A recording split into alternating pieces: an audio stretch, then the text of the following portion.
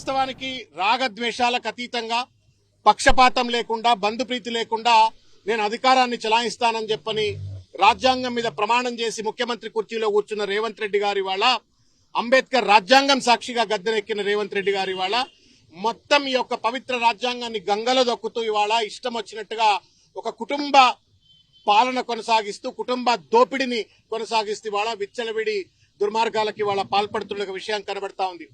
అంబేద్కర్ రాజ్యాంగాన్ని బలి చేస్తూ ఇవాళ అనుముల రాజ్యాంగాన్ని అమలు చేస్తూ రేవంత్ రెడ్డి గారి కుటుంబం అనుముల కుటుంబం ఇవాళ ఆనకొండ అవినీతి ఆనకొండలుగా మారిపోయి ఇవాళ ఒక దోపిడీ స్వామ్యాన్ని కొనసాగిస్తున్న విషయాన్ని ఈరోజు కంప్లైంట్ లో వారి దృష్టికి తీసుకెళ్దాం.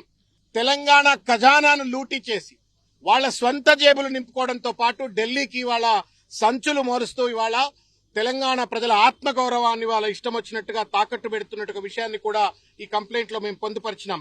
కంపెనీ సీఈఓ కొండలరెడ్డి గారి యొక్క కొడుకు నయన్ రెడ్డి గారు, ఈ కంపెనీ చైర్మన్ ముఖ్యమంత్రి గారి తమ్ముడు కొండలరెడ్డి గారు. ఇది వాస్తవం. అంటే ఒక బంధు ప్రీతితో పక్షపాత వైఖరితో కనీస ఎలిజిబిలిటీ లేనటువంటి ఒక దుర్మార్గమైనటువంటి ఒక చిన్నపాటి కార్ల షెడ్ లాంటి కంపెనీకి కేవలం అత్తసొమ్ము అల్లుడు దానం చేసినట్టుగా రేవంత్ రెడ్డి గారి తమ్ముడు కాబట్టి 200 కోట్ల రూపాయలు అది శ్రీధర్ బాబు గారు కేటాయించిందా, ఇండస్ట్రీస్ డిపార్ట్మెంట్ సంబంధించిన టీజీ ఐఐసి కేటాయించిందా, మొత్తానికి మాత్రం ఈ భూములు కేటాయించడం అవుతుందో ఇది ముమ్మాటికి నేరం. ఈ కంపెనీ అడ్రస్ వచ్చేసి పటాన్ చెరువులో ఉన్నటువంటి ఒక చిన్న ఫ్లాట్ లో కంపెనీ రిజిస్టర్డ్ ఆఫీస్ అక్కడ కనబడతా ఉంది. కంపెనీకి ఒక పెద్ద ప్రామాణికత కలిగిన రిజిస్టర్ ఆఫీసు లేదు. పెయిడ్ అప్ క్యాపిటల్ కేవలం ₹1,00,000, 0 ఉద్యోగులే, 200 కోట్ల రూపాయల విలువ చేసే భూమి. మరి వీళ్ళు చేసే డిఫెన్స్ తయారీ ఏందా అంటే కార్ల షెడ్ల లెక్క చిన్నపాటి కార్ల షెడ్లు ఉంది. ఇది దోపిడీ కాదా అని చెప్పని వాళ్ళ ప్రభుత్వాన్ని మేము అడుగుతా ఉన్నాం. మేము లోకాయుక్త గారికి రిప్రజెంటేషన్ ఇచ్చినాము. వారు తదుపరి చర్యలు ఏం తీసుకుంటారో మేము తప్పనిసరిగా వారిపైన న్యాయపరమైనటువంటి ఒక ఒత్తిడి తప్పనిసరిగా మేము పెడతాం, మా అడ్వకేట్లు పెడతారు. But fact of the matter is గాదె కింద పంది కొక్కులు లెక్క ఇవాళ కుర్చీని అడ్డం పెట్టుకుని అధికారాన్ని అడ్డం పెట్టుకుని విచ్చలవిడి దోపిడికి ఇవాళ పాల్పడతా ఉన్నారు. నిన్నటికి నిన్న చూస్తున్నాం మేము.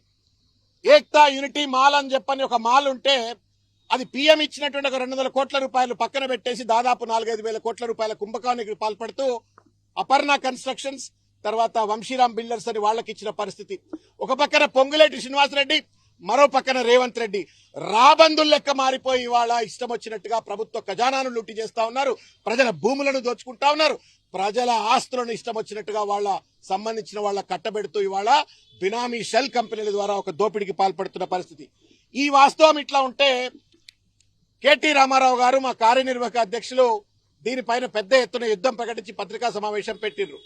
పెట్టిన వెంటనే రేవంత్ రెడ్డి గారు మీట నొక్కగానే శ్రీధర్ బాబు గారు ముందుకొచ్చి అసలు ఈ కంపెనీకి తర్వాత కొండలరెడ్డి గారికి సంబంధమే లేదని చెప్పని ఆయన బయాన ఇచ్చే ప్రయత్నం చేసినారు. నేను అడుగుతా ఉన్నాను శ్రీధర్ బాబు గారిని, ఏం సమాధానం చెప్తారు దీనికి? రేవంత్ రెడ్డి గారికి కొండలరెడ్డి గారికి సంబంధం లేదట. కొండలరెడ్డి గారికి కంపెనీకి సంబంధం లేకపోతే ఈ కంపెనీ వాళ్ళు యుఎస్ ఇండియా స్ట్రాటజిక్ పార్ట్నర్షిప్ అనేటువంటి ఒక సంస్థ వాళ్ళు కొండలరెడ్డి గారిని చైర్మన్ ఆఫ్ టెసరాక్ట్ అడ్వాన్స్ సిస్టమ్స్ అని ఎట్లా చూపెడతారో సమాధానం చెప్పాలని చెప్పని కోరుతా ఉన్నాను.